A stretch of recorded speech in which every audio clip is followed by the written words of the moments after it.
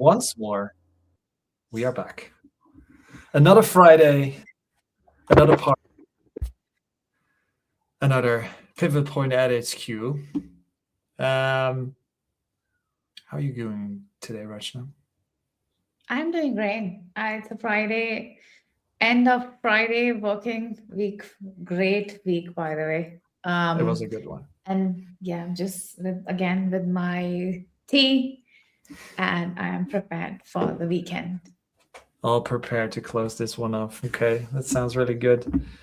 So everybody who's watching this live or on the replay, welcome to the Pivot Point at HQ. So today's topics are mostly about if your return on ad spend looks healthy, but your bank account tells a different story, then this episode is very much for you.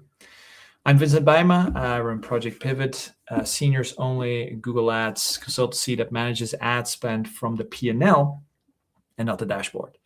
And with me today is my senior strategist, Rachna. I don't know which side you are on here, but we bring over 20 years of That's hands-on me. experience and more than 100 million in profitable managed ad spend, and somewhere north of 2,500 ad accounts being audited and or managed across DTC and e-commerce. Now, the thing is that we've seen the pattern play out over and over and over again, especially in the last years. And a few weeks ago, I was on a podcast for the e-commerce accelerator. It's an incubated platform for e-commerce brands across Australia and New Zealand. And I've been working with a number of their brands as a Google Ads director, helping them scale Google and cut the wasted ad spend that was quietly bleeding their margins. And some of these questions came up in the conversation, and they were actually really, really good. So me and Rachna talked about it and say, these are the kind of questions that founders don't usually ask out loud because they feel like they should have already known the answers. So we thought, let's just write them down. And today on today's Pivot Point at HQ, we're just going to go through every one of them. And we're going to cut out all the fluff. And we're not going to do any dashboard theater. It's just the honest answers that most people in this industry won't give you because they simply don't know. So without further ado, let's get into it. Where do I have it? Let's go to the first question. This is the first one.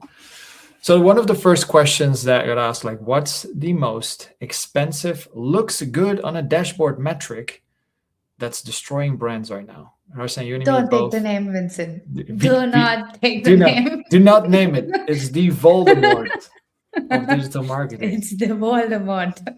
It's a returning Joe. But, you guessed it right if you're on here, not for the first or second time. It is return on ad spend. And the question is, why? It's actually that for three different reasons. So return on an ad spend is first and foremost, it's platform health.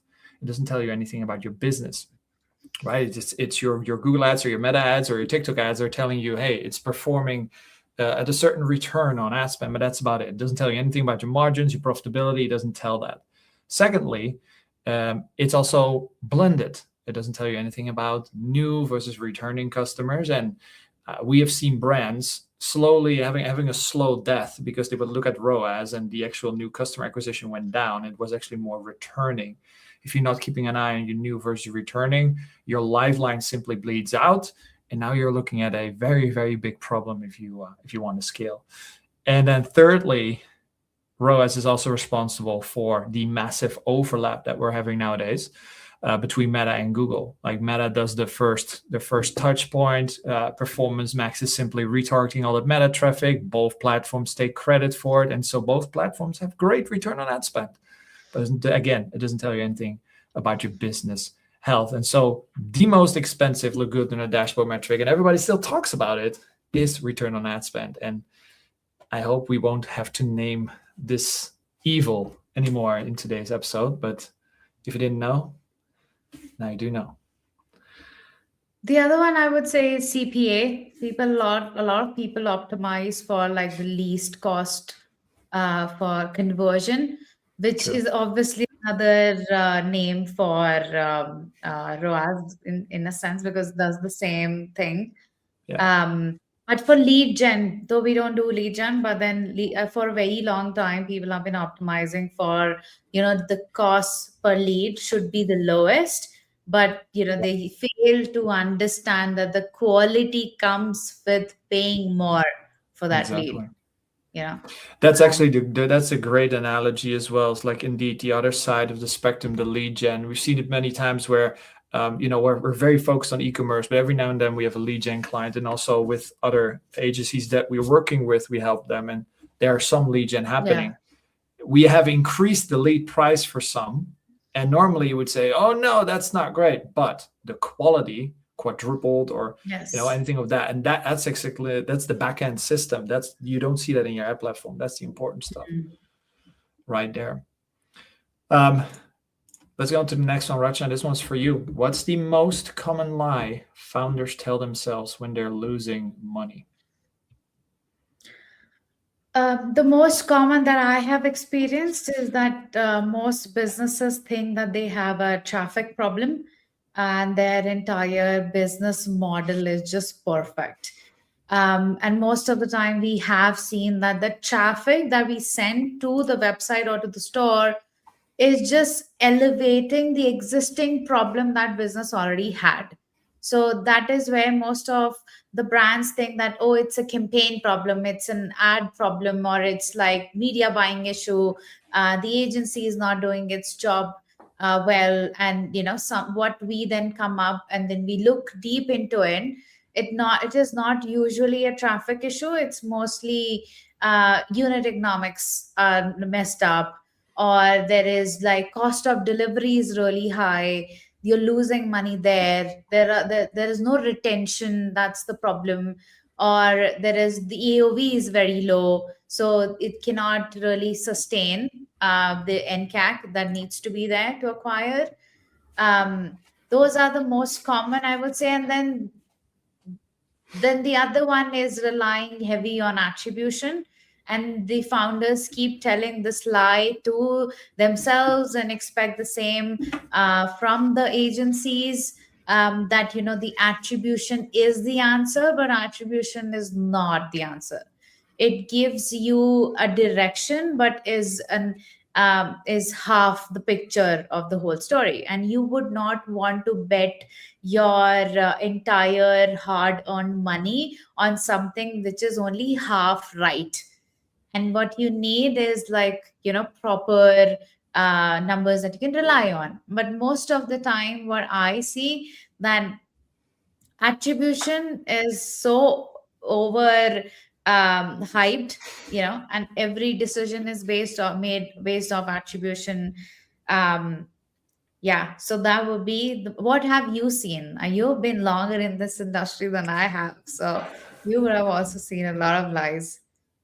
Yeah, and it has evolved, and it depends also on with who are you working. Like I've seen the whole spectrum. I started off with very small budget client. Well, no, actually, I started with large corporates in the agency. Then I went freelancing, saw some smaller budgets.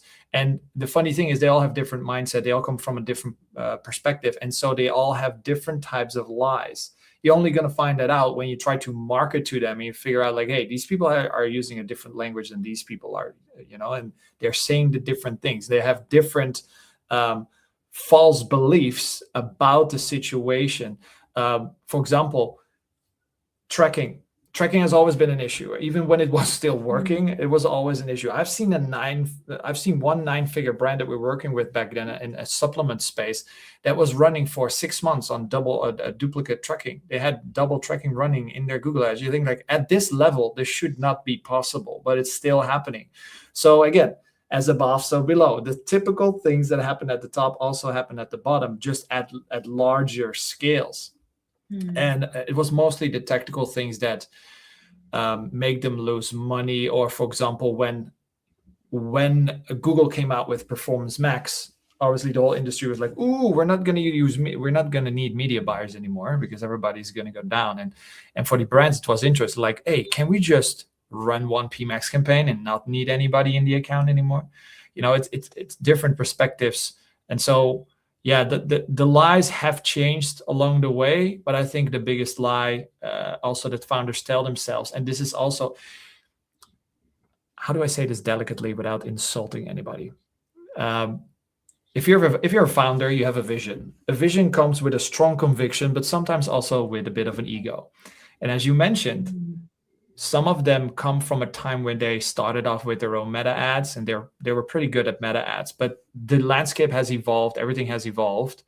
And the problem with that is that they haven't re-educated themselves. So they come in with their vision, but things have changed. And if you don't, like they say, the attribution is king. No, actually, your business health is king. That's what we should look for, not the attribution, because 60% is model data. It's not the truth. And so re-educating founders or brand owners or the team, I think that's the biggest lie of this day nowadays, because there's so many that are still focused on their attribution tools. So yeah.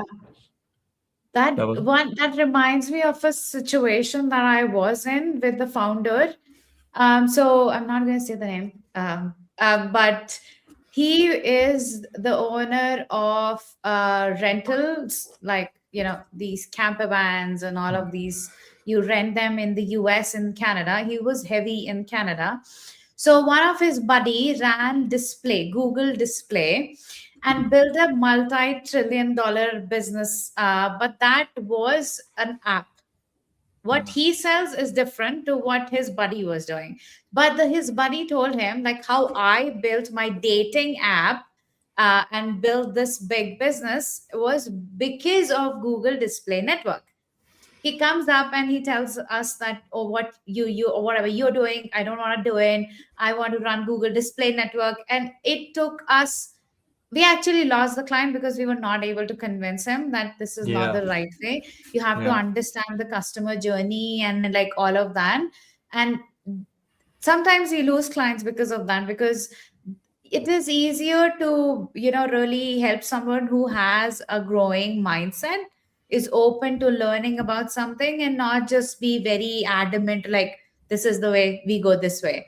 No team, no company actually grows that way. And I'm sure you have been too in that same situation. And I have been in the opposite as well, where we actually shook hands and we just said that, I was managing their Google Ads account back then, and I realized Google is not the place for them. Their business health is going to only improve if they did these 3 things.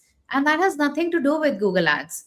So I just told them that, and I just left the account, and I know you can manage this account on your own. And my cost of me managing this and you paying me is actually further pushing you in the hole of the unprofitability. So I would not intentionally do this to you, But then they agreed, and they really respectfully took that suggestion, and they still in contact with me. I still ask them how they're doing. That's the growing mindset we need. And the only founder who has that egotistical, like, that whole mindset is living a lie. That, I think, is the biggest lie. It's the biggest lie. Yeah. Yeah, it is. And it's yeah. Oh, well, that's actually a side scroll. Let's not go into that, what I want to just start up with. But yeah, I agree. It's there's common lies that are telling themselves, and it comes with the great vision that they have. And what you mentioned, where you touch base on, you either have a boss or you have a leader. The boss tells you what to do, and the leader says, I trust you, you do it. And you would rather have the second one, because so many businesses get stuck because of the first one, because one person cannot, you need to let it rain. What you said, I loved it. All right, on to the next one. What is your standard for tracking we can trust in 2026? What has to be true before you scale ad spend? Yeah, this is an interesting one. So contrary to what the question this was actually one on the podcast, like, what's your standard for tracking we can trust? And I said, well, actually, the tracking comes secondary, because we first go into business health. We're going to look at, Shopify data first and foremost. Okay, what is happening? We're going to look at your new customer acquisition cost, your new customer media efficiency ratio, the AOV, all these metrics, and we're going to build basically a top line structure of what is it that the business is doing, not the platform, the business, right? So that's the important part. So before we dive into the ad account, we first want to audit the business, because I answered the former question already that ROAS is a liar. And if we go into the ad account, we will make the wrong decisions. We want to know, where does your business stand? What are your margins? What margin do you want to keep for yourself ultimately? Let's bring it all the way back to the bank and see, okay, how do we optimize, and how do the channels with one another correlate with one another so that we can effectively scale? Because the majority of the wasted ad spend nowadays is in between channels, not necessarily on the details in the channel. There's only margins to be captured, but that's where the majority is. Now, what we're using typically this MPI sheet, this media performance indicator sheet, which has all these metrics. We've done another live on this a couple of weeks ago. So if you want to watch that, just go back on YouTube and watch it. If you comment there as well, you can get the template of the sheet. Now, what else we're using? We're using Blot Out as a tool to help us direct the algorithm in a different direction. If we take Google Ads, for example, the algorithm is incentivized to typically go after partially for warmer traffic. Why? Because again, the platform wants you to spend more money. How does Google get you to spend more money? By showing you a great return on ad spend. So they're incentivized to get the algorithm to do what they want to do. On top of that, we know that Meta is doing typically, not always, but typically a lot of heavy lifting. So the clicks are inflated by whatever Meta is doing. Now we have kind of like a confusion theater happening. So that's the other part of it. So Blot Out helps us with import of first click new customers, to direct it in a different direction than the native algorithm. So we can see that, for example, the new visitor percentage of that traffic is much higher net new cold traffic. And we're going to check that with a third-party attribution tool. We typically use TripleWheel for that. So we don't use TripleWheel for the attribution. We just typically use it to directionally look at benchmarking. How is our new visitor percentages and new customer rates? It's more for benchmarking rather than taking it as truth. And once we know that, and once we have the margins in place, and we know which channel is the engine and which channel is the follower, then we can come up with a strategy of how it can scale and where the money should be spent. So it has nothing to do necessarily with the tracking. It has everything to do with foundational unit economics in the financials. Yeah. Anything to add here? I think it's also tracking Shopify performance. Yeah. Because what you said, like was already spot on. And also, it's not a tracking, but sort of benchmarking is, again, gives you a template to work with. And that is sort of what you can trust in 2026. Because, this worked in the past and is more likely to work now. And then you take from there and benchmark these numbers, and then you track the performance accordingly. But you just explained perfectly. All right, next one. So, Rachna, when you open an account for the first time, what are the first 5 things you check that instantly tell you if it's going to scale or not? Not okay. So account meaning no ad account I would open. That's also our standard operating procedure. That we look at Shopify. The first thing is unit economics, and which will bring me to understanding your gross profit margin versus your 0-day LTCM. Like how much are you profitable from the get-go, and how much can I push? So that would give me an understanding of that by doing that unit economics, which will also bring me to second is nCAC, CAC, like what's my cost of acquiring a new versus returning, which gives me like there is a gap or not. Like, am I overpaying for returning? Am I underpaying for returning? Or like, what's that like? Where is the opportunity for me? For it could be like, sometimes we focus so much on the new customer acquisition that we forget that the sole purpose of acquiring a new customer was that you're able to sell them again at a lower cost. And that is also equally important, because the sustainability and the cash flow sometimes is reliant on purely returning, because your business model could be that you're breaking even on your first purchase. And that's why you have to focus on that side. So NCAC and CAC, or RCAC returning, would help me with that. Then the third one would be like AOV, returning, and new. So I there is an opportunity to bump the AOV or not, or are they only buying one, or two products? Can I do a bundle, or like what is that like? And more would be another one to look at. And it's not like really Shopify relevant, but sort of is, because when I compare, the last one would be CPC versus ECPNV, which we've already spoken about on our last live in depth. What ECPNV is, it's basically the effective cost of acquiring a new visit versus just a standard CPC. So I need to understand, like, am I paying way over my benchmark CPC, or what? Well, because ultimately, if I am going to scale, then I need to understand how would that be in terms of bringing a new visitor onto my store. And that would be like the fifth one. So these are the things, and then I can go on and on, like, but the initial five would be those. So you're saying you don't check ROAS first of Google? Oh Yeah, my I do God. that in my sleep. Such a controversial take. Such controversy. I think That happens 9 out of 10 times, that when a client or a prospect or a brand comes through, the first thing they say is like, we need a 5x ROAS. And always the conversation goes around like, okay, let's keep this 5x ROAS here. Okay, we'll talk about it. Can you get me these 5 metrics first?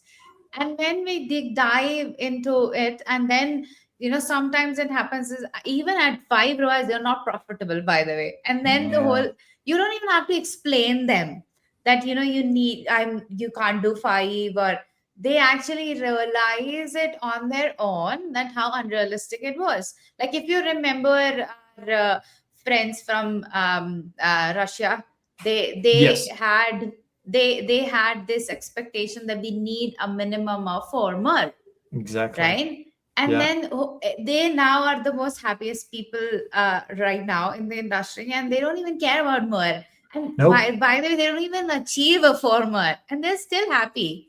And the MER is way lower now, but the margins went up, and they didn't even fully understand that. So that's the funny thing. Like, often you need people, when you want to scale, you need people that know how to scale better than you do. You know your business, you know the operations, but scaling is more than just pulling levers or adding budgets on one campaign.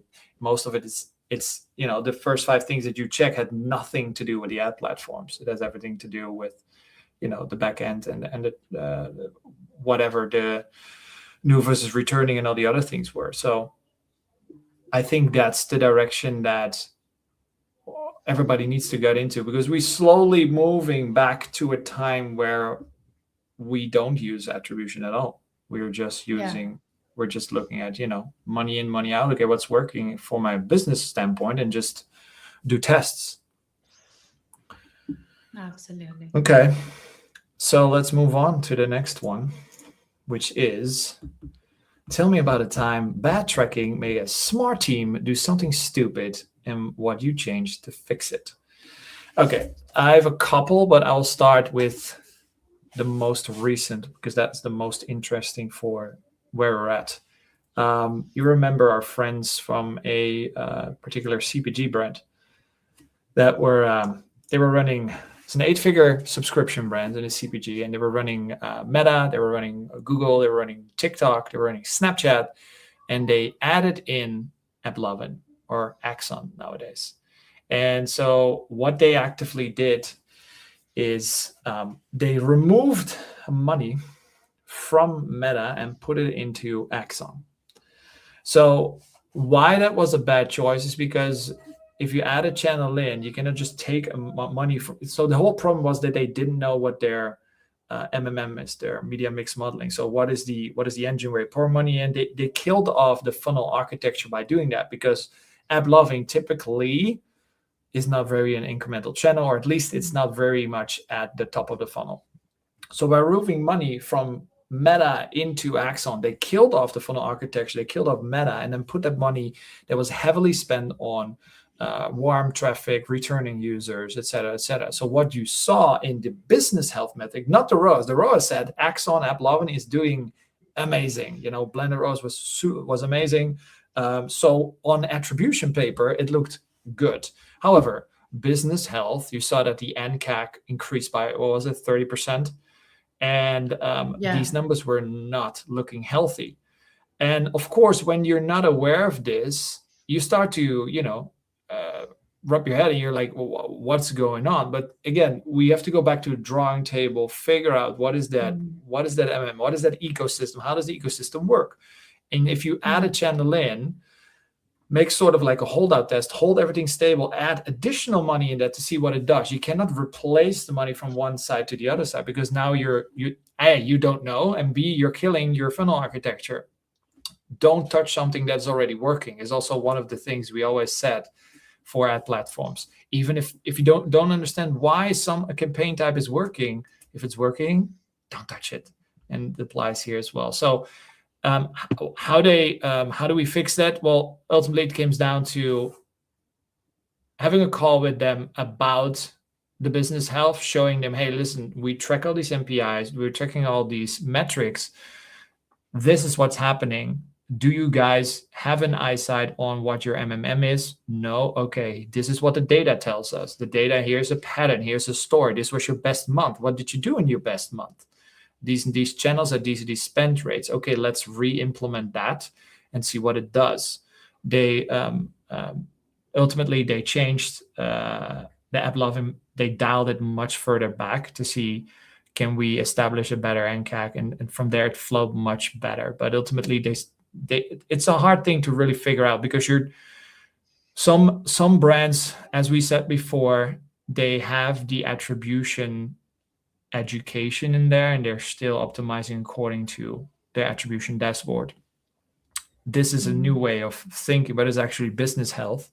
So it's always hard. But yeah, that was the bad tracking way that screwed everything up, and it made something stupid, and it screwed the whole thing up, because you're just buying clicks that would convert anyway. And we're talking about tens of thousands of dollars that are wasted here within a month, which, we could prevent that easily by understanding how it all contains in the ecosystem. This is still happening. Like, people continue to do this. It's not like a once in a month or like rarely happening. It's a habit that is still in the industry. Like, for example, like for Meta, if you see, like, how do you optimize a Meta campaign, or how do you optimize a YouTube campaign? So like, I remember there was this one time when PMax was running, and there was again a brand that I had worked with. They ran YouTube so heavy that attribution was horrible, because it's a demand generation. YouTube is creating demand, and nobody engages with YouTube, and so they spend like $20,000 a month on that. ROAS looks horrible. On the other hand, PMax was constantly retargeting all of these people, and ROAS looks really good. Any typical media buyer who is just a button pusher would just turn off YouTube, and you know what? ROAS looks good on PMax. Let's allocate that spend to PMax. Nobody, like, attribution is this broken. And even with Meta, even how do you optimize an ad? Like, it's ROAS based, right? Oh, this ad looks so very good with CTR, looks good, Yeah. hook rate looks good, and ROAS looks good. This Yeah. ad must be killing it. But Let's then put up anything else. that had nothing to do with the performance. It was this another ad that spent 80% of the ad spend, half the ROAS, that was building top of funnel. And at the conversion stage, when somebody came and it interacted with the third creative with the highest looking ROAS. And that's where tracking is not that good. And if I don't think so. By its nature, tracking is bad anyway. So I don't think so there's any good tracking where attribution wise. Yeah. Yeah.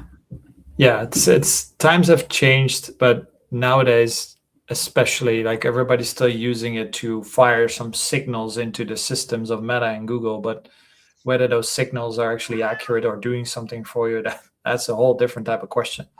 And so Yeah. if you want to still use platform tracking, at least also make sure you're tracking the business health, because otherwise you're absolutely blind. And once you have business health, you can benchmark your platform health against the business health of the company. That's a way more effective way of doing it. So you've seen a lot of, in so many accounts. What's the industry secret that nobody wants founders to hear because it threatens their business model? Ooh, there's a good one. It is again the Voldemort of all. Like, if if agencies tell you that you have the best ROAS they can deliver, I would ask, like, where is that ROAS coming from? How much of the returning customers are contributing for that ROAS?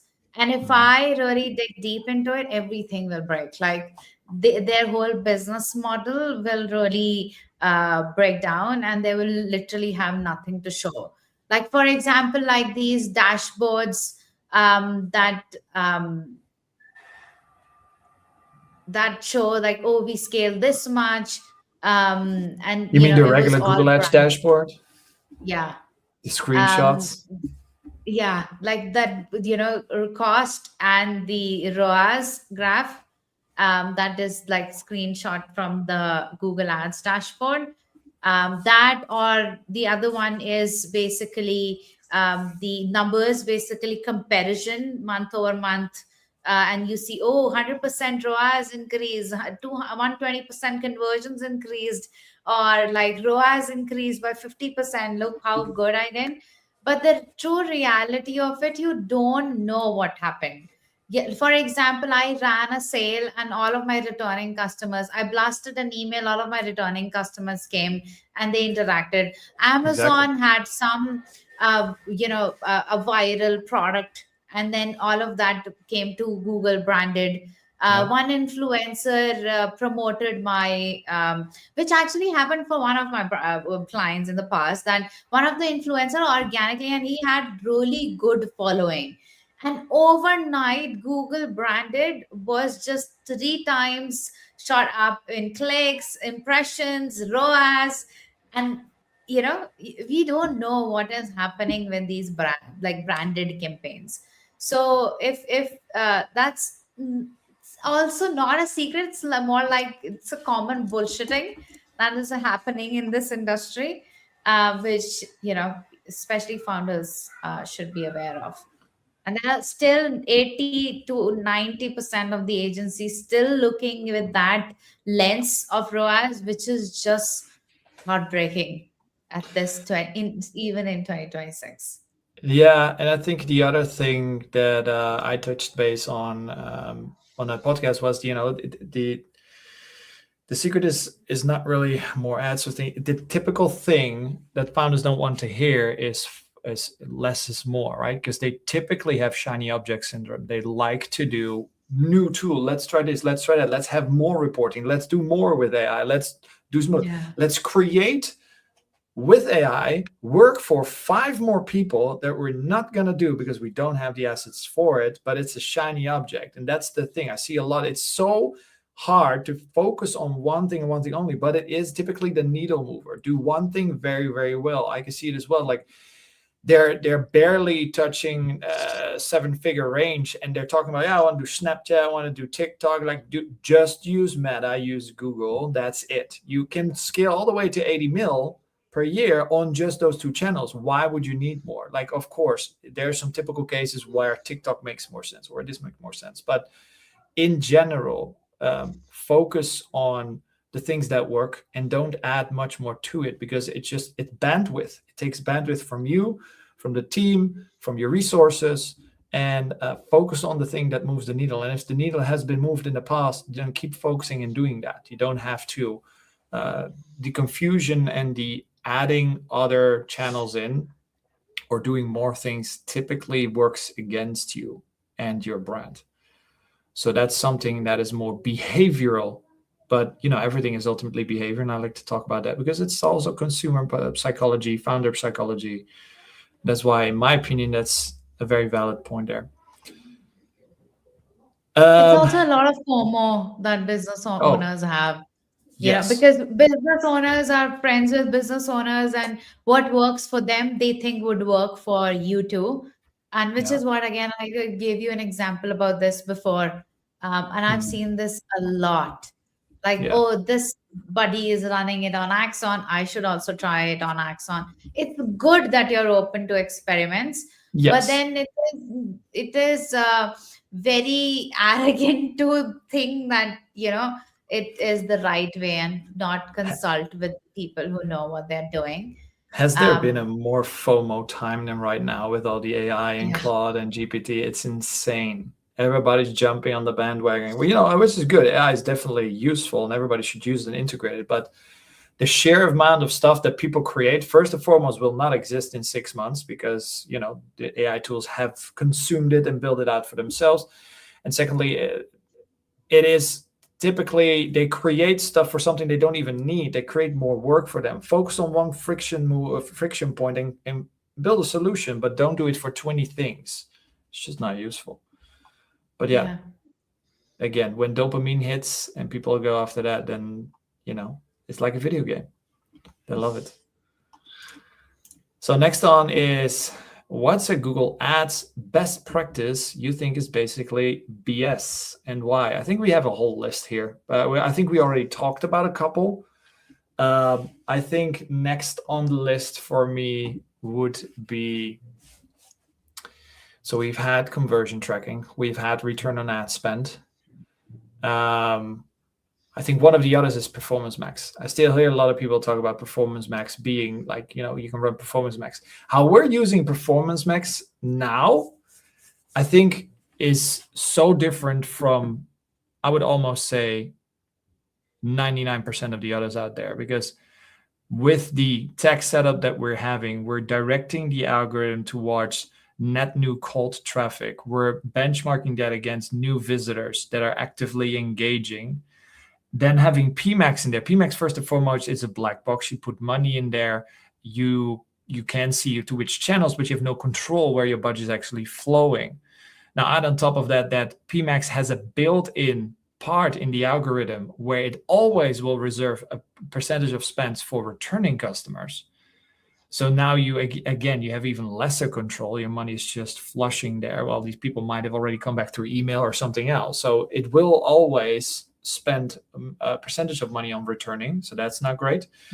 And if every time when we benchmark Performance Max against shopping, it loses on new visitors. That's first. But we also see that the benchmark of new visitors is so low on PMax, it's sometimes even lower than on branded search campaigns, which typically should be one of the lowest because it's a lot of people returning.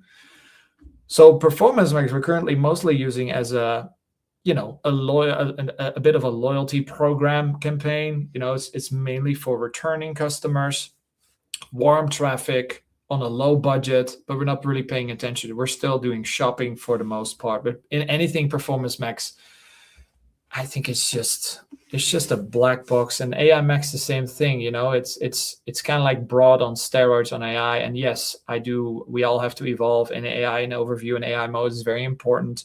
But so far, the results have not been good.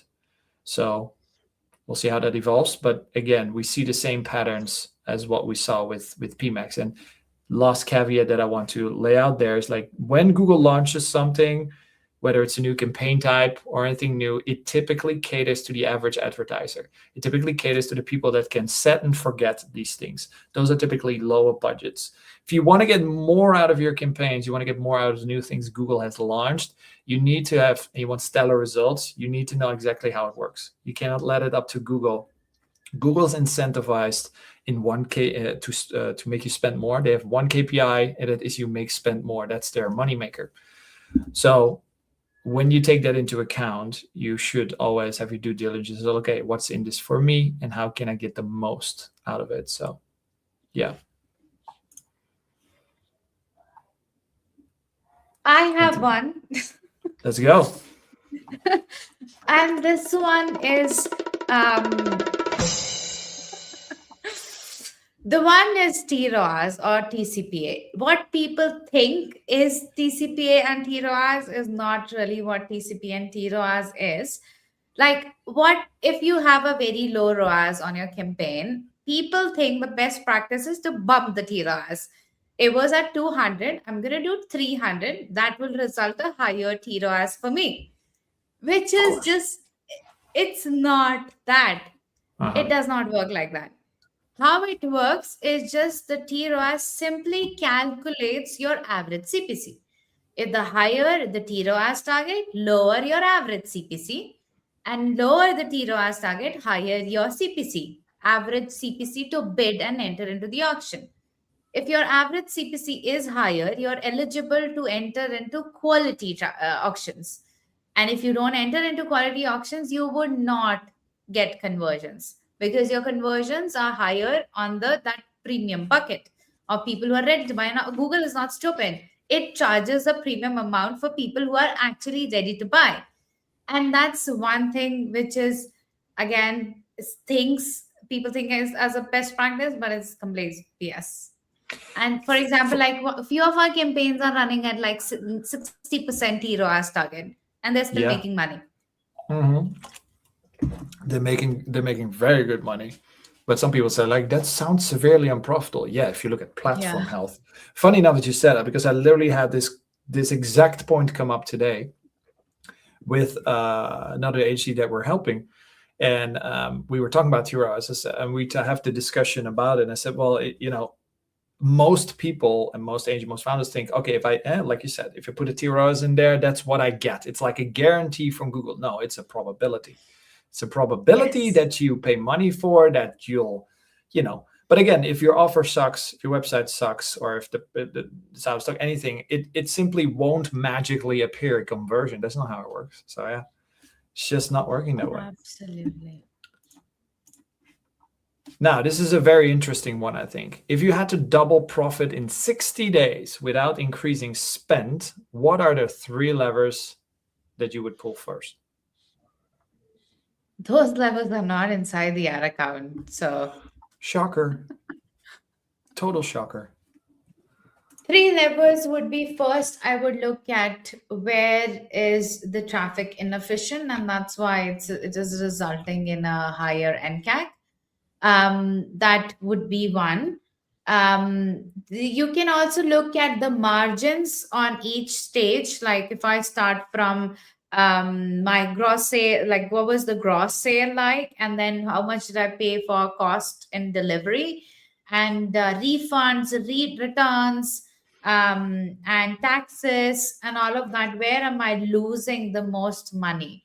And then I would optimize all those margins first. Cost of goods sold is another one, which would be more like, am I running traffic to products that have a high COGS and low profit margin? And then I would optimize the mix of products, which is what we did for one of our clients. Then, everything got back to profitability. We reduced the COGS like 8% or 9%, was it? And then the profitability automatically improved, and we didn't really change anything into the ad account. Just changed the mix of products that we pushed for the traffic. That would be one. And then the other one is also retention, which is very important. Again, people go so heavy on the new customer acquisition side that they forget that returning are the most important people. And so, we need to look at, like, are you constantly sending them the emails to get them back? Is the returning AOV higher than the new? Because usually that should be the case. And you should incentivize these people that they have come back in a way, oh, you're a returning customer, you get a 10% off, because again, it is, the cost of acquiring a returning customer is anyway low, so you can It's afford, lower, you can yeah. do the unit economics, what Exactly. is affordable for you and how much can you pay to get a returning customer back, and accordingly do loyalty programs. And that part is, again, most of the time it is neglected. Yes, um very I think much. I covered three, I think, because I Most can of the just go time, on and on. indeed, the discounts are given on the new customers and not necessarily on the returning. And it's like a non-stop acquisition wheel. Yeah, it makes total sense. And I think it's a bit of a dance, isn't it? The dance between, okay, we need new, because without new, our Yeah. business is slowly dying out. But we also the retention and returning is equally, if not more important, because they're the ones who, if you acquired them first, it typically will come back through direct branded email, SMS, whatever, and they don't cost you any or not as much money. So there's much more margin to be gotten from these. And once a business owner understands that, and typically the ones that we work with do, you can play around with it. You can have bundles and upsells and whatnot. And we also have a couple of reseller clients that still do not participate in this game, and they're still trying to acquire new and new and new while not putting so much emphasis on the returning. And with the ecosystem of paid ads becomes increasingly more expensive every year, it's only a matter of time before you cannot participate anymore, because your margins are so razor thin. You can't survive there. So you have to figure out more. It's not like simply running traffic, putting a couple ads on selling products and do this every day in, day out. No, you need to build a system. You need to build a business. Otherwise, yeah, it's going to be a rough time in some time. And then the one other important point was that the health of your returning customers actually decide how much your business can scale.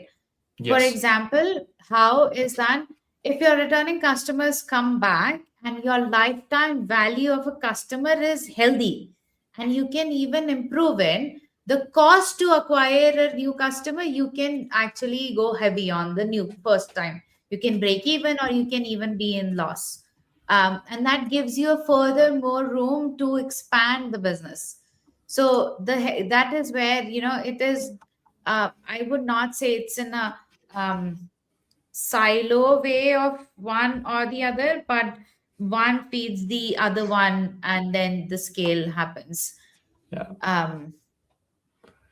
Yeah, exactly. And that brings in the whole conversation between aggressive scaling versus conservative scaling. There's a couple of ways how you can do this.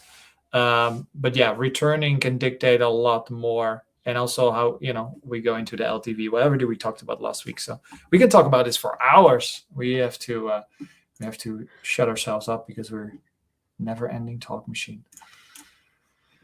What is the single most common structural mistake you see, and why does it keep showing up even in accounts that have been professionally managed?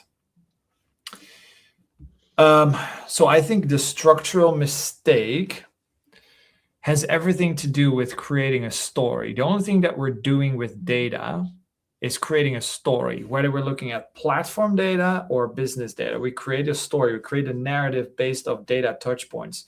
And the moment we have the wrong data, that story gets viewed through a different lens. And with a different lens come different conclusions, and we're going to take different actions, which typically results in wrong outcomes. And we have to get all the way back to the drawing board.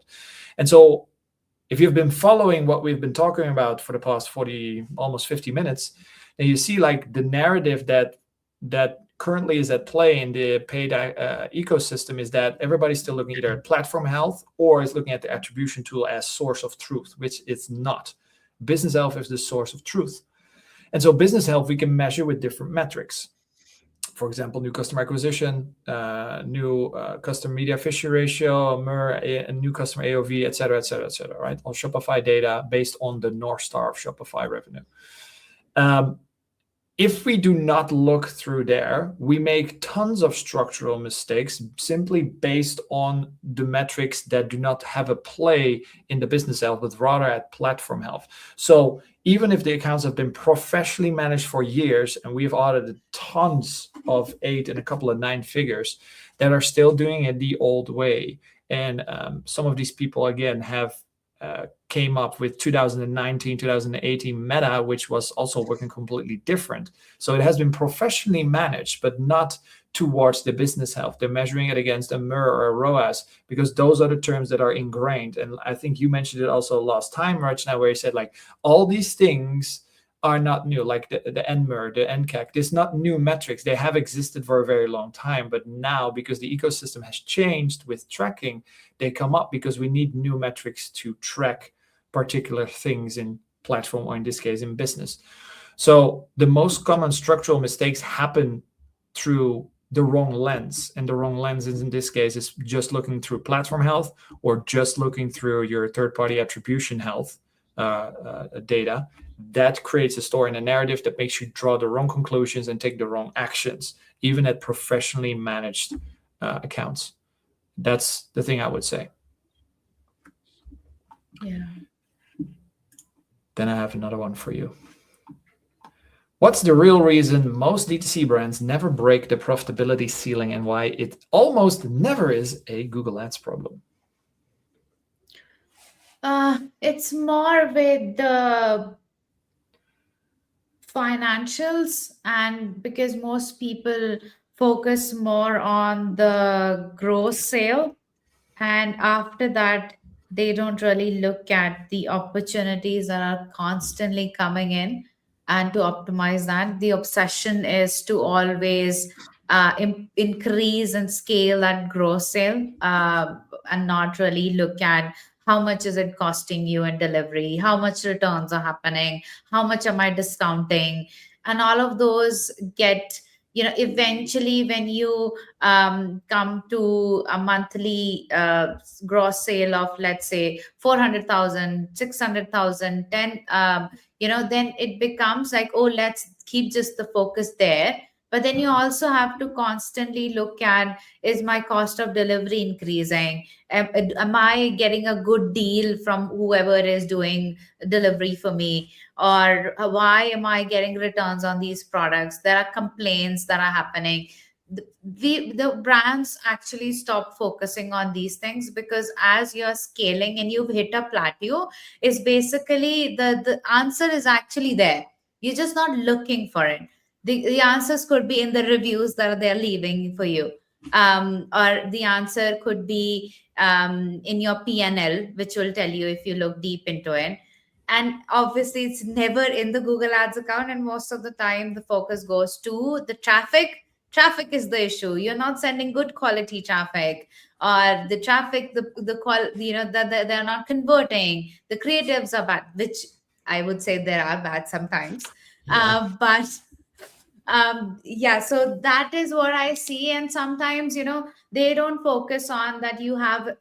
It is also an ego question for a founder to ask, like, your operating cost is a lot given at what the scale you are doing. Yeah. And it is a question on their operational decisions, which usually founders don't like to talk about with their agencies. That is another one. But yeah, I think those would be the top. Yeah, I think, do you recall when we did an audit for this party which has a gross margin? What was it, 30%? 30%. Yeah. Yeah, that was the gross margin. And then you still have all the other costs. And it's like, how is this gonna scale? Like there's kind of like benchmarks in for these margins. And I think to this question, this particular brand, and I've seen it again because we talked about this. We also looked at the example of the MPI sheet. It struggles to scale, and it struggles also because it's looking at platform health. But at the same time, a 30% gross margin is gonna be very rough to scale, and oftentimes, especially with a lot of competitors in your space. Moving on. What is the one account structure decision that separates a brand that scales 500K per month from one that plateaus at 50K? And why do most agencies get it backwards? I would say two things. Figure out your, like at the beginning, you don't, this all, the whole, you will all have new customers, right? Everything will mostly be new customers. And slowly as you progress through the month, there will be a percentage of returning, and returning slowly goes up. So if you go past a certain level, you want to figure out your MMM as quickly as possible. Why? Because wasted ad spend, your margins are also always under pressure, right? There's increased CPMs, increase in CPCs, other unforeseen costs. So your margins are always the most important thing.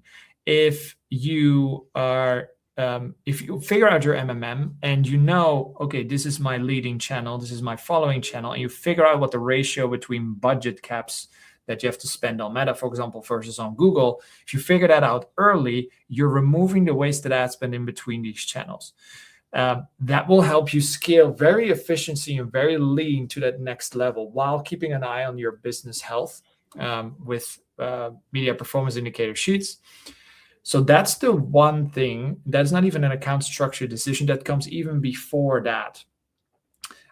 Because on the ad account, it's all tactics, but the tactics don't matter if you do not look at your business health, and you cannot track your business health, because then you're operating in isolation, you're blind, you don't even know what you're doing. The other thing is, I've seen this tens of times, goes a bit hand in hand with the former question, where it's like doing things out of sequence. It's literally related to shiny objects, where channels hear of founders hear about, for example, YouTube ads. We should be doing YouTube ads. No, not always.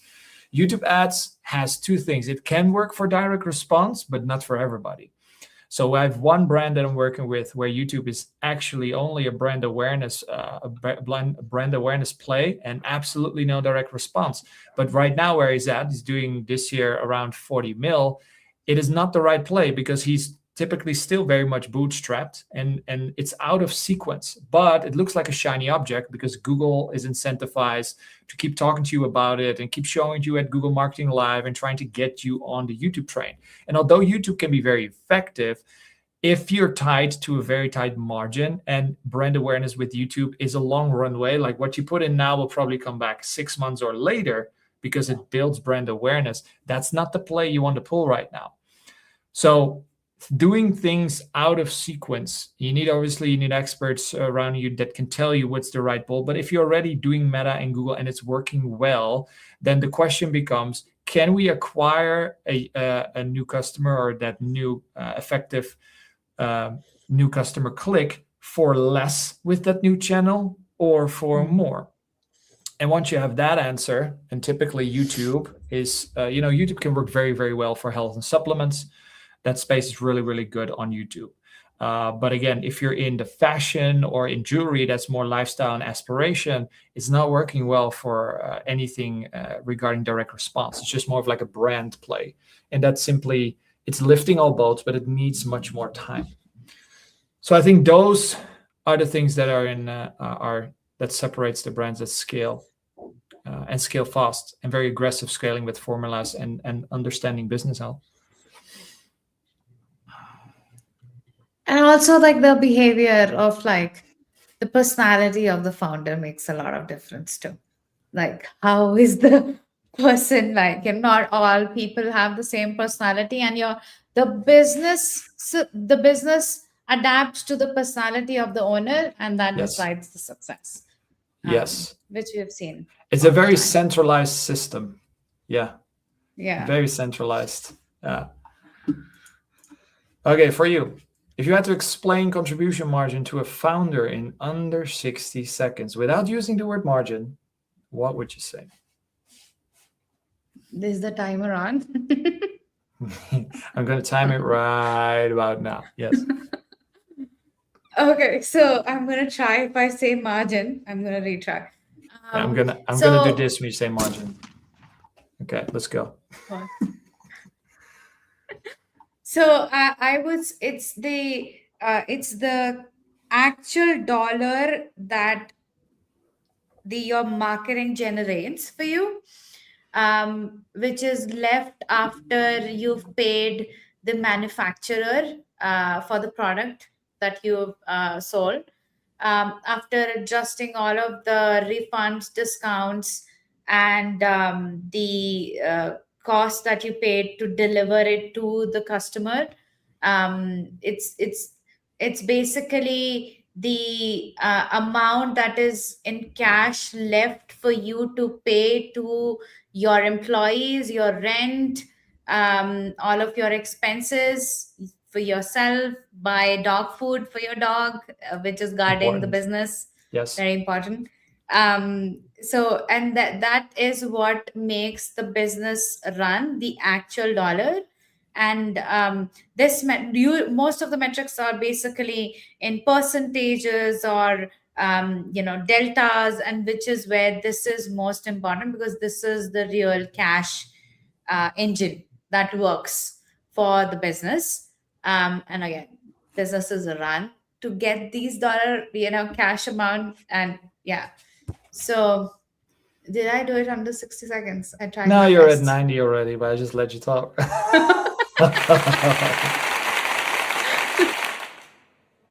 Yeah, it is definitely a tough one. We can always ask our AIs to explain it to me while I'm 5 and see what it comes up with, right? It's so much fun. No, but really, Yeah. I think it's very clear. Yeah, I think we're at the end for today. Again, perfectly at the 1 hour mark. It's almost like we understand time. Yeah. You have a final thought for today? Anything else you want to share?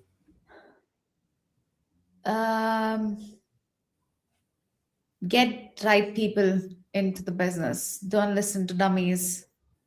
People who have scaled the businesses, who have experience, who would not bullshit you, and be honest with you, like, a partner who really wants the business to grow and not for themselves to look good on paper.